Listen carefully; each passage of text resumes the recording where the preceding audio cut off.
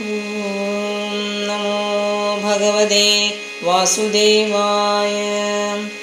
ശ്ലോകാർത്ഥം ശ്ലോകപാദം വാ നിത്യം ഭാഗവതോദ്ഭവം പഠസ്വ സുമുഖേനൈവ യഥേച്ഛസി പരാം ഗതിം.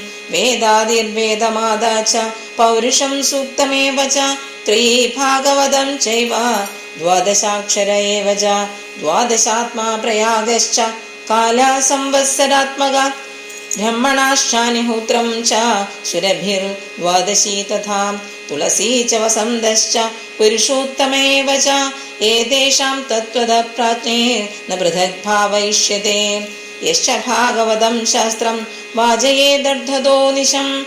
ജന്മകോടികൃതം പാപം നശ്യത്തെ നാത്ര സംശയ. ശ്ലോകാർത്ഥം ശ്ലോകപാദം വാ പഠേത് ഭാഗവതം ചയ നിത്യം പുണ്യമവാപ്നോതി രാജസൂയാശ്വമേധയോ. ഉക്തം ഭാഗവതം നിത്യം കൃതം ച ഹരിചിന്തനം. തുളസീ പോഷണം ചൈവ ധേനൂനാം സേവനം സമം. അന്ധകാലേ തു യേനൈവ ശ്രൂയതേ ശുഗശാസ്ത്രവാഗ് പ്രീത്യാ തസ്യൈവ വൈകുണ്ഠം ഗോവിന്ദോऽപി പ്രയച്ഛതി.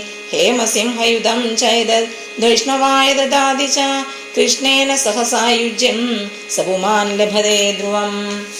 आजन्ममात्रमपि येन शठेन किञ्चित् चित्तं विधाय शुभशास्त्रकथानपीता. चण्डालवच्च घरवद्वदतेन नीतं मिथ्यासु जन्मजननी जनिदुःखभाजा. सर्वत्र गोविन्दनामसङ्कीर्तनं. गोविन्द गोविन्द. हरि ओम्.